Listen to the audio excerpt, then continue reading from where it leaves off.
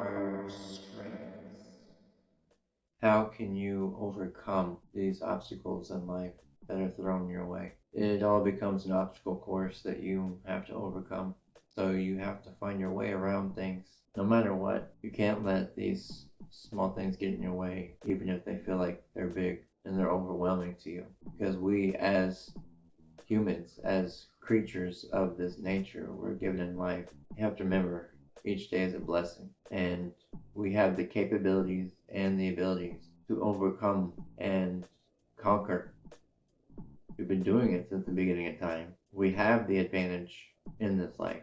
So you have to manifest your advantage over others. You have to take into consideration all the aspects, all the attributes of what you carry with you on a day-to-day basis and how you can use that to your advantage to conquer, to dominate, whether it's a conversation, relationship, or just a everyday interaction. You find ways to be the ultimate version of yourself.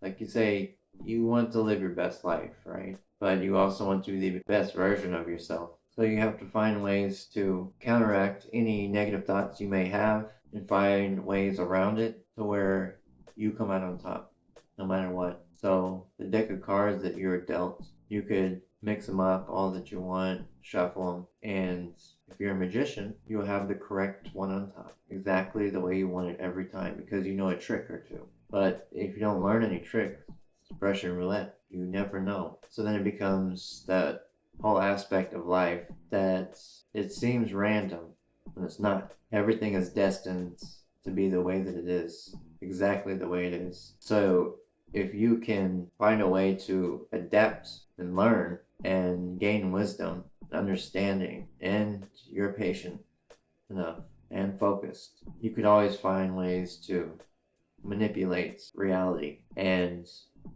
that's why they talk about manifestation can be created, but then there's the aspect of manifestation is what is already created. We just don't materialize it because our minds aren't seeing it as real, like saying things with religion, supernatural things, all that. It's based in reality.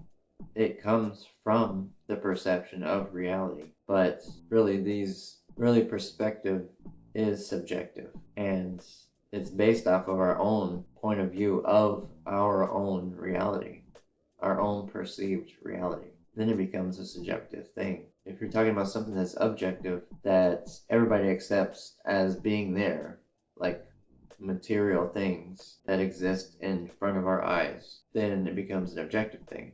So you have to make the subjective ideas and concepts objective to where they become physical matter, and it's something that can already exist if our mind believes it so, has complete faith within oneself, and therefore complete faith in our reality and the physical world, the domain that we inhabit. So we find a way to make ourselves understand it clearly as if it's already happened and make it so. Just like the whole story with Jesus turning water into wine. He materialized that water into wine because in his mind it was already going to be wine. It was just a matter of saying it is so. And he had complete faith in himself and therefore complete faith in God, his Father, who was also him. But I mean, that's for another story. The point is, he manifested